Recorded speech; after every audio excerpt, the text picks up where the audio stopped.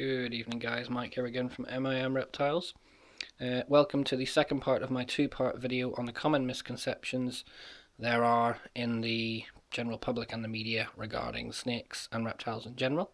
Some of the misconceptions I've personally heard, the likes of snakes can be seen as evil, they can be seen as untrustworthy, they can be seen as, potentially dangerous animals in general. But I believe if they're raised correctly, if they're maintained in an ideal habitat and an ideal circumstance, then they can be raised and handled in a very sort of consistent and tame manner. So as you can see, Janny here, she is getting rather girthy. She is about 4.5 feet. I've had her since she was a few weeks old, so pretty much from a hatchling, or in her case, a live born baby. And as you can see, she's very trusting, she's very tame, she likes to go and explore. When she gets out, she can be a little shy, but that's just the species in general. Another misconception I've heard is, snakes, if they get big enough, they'll size you up, they'll try and eat you, they'll try and eat your children, which is obviously a load of hogwash as well. The only species that I know of anyway that could possibly even attempt to hurt a human being or a small human being would be the likes of an African rock python or a Burmese python or possibly an anaconda.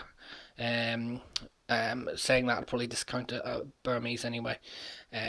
So the likes of them, I wouldn't recommend them to be kept by the general public. It's more of a sort of a zoo type animal, I believe, for display purposes. But anything else, it's not possible for them to even consider you to be food, or consider you to be, anything other than a potential threat if they're not looked after correctly. So comment down below, guys, on some of the misconceptions you've heard regarding reptiles and snakes specifically. Other ones I've heard would be the likes of, they're slimy. They can be seen as quite cold and sort of calculating animals, but they do have their own personalities. They do have their own ways of going about things. All of my guys have their own personalities, and I'd know, when they like to be handled, when they like to be left alone.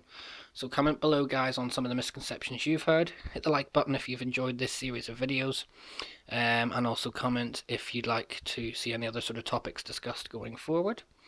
So thank you again, guys. Subscribe if you're new, and let me know some misconceptions you've heard of. Have a good evening, and cheerio.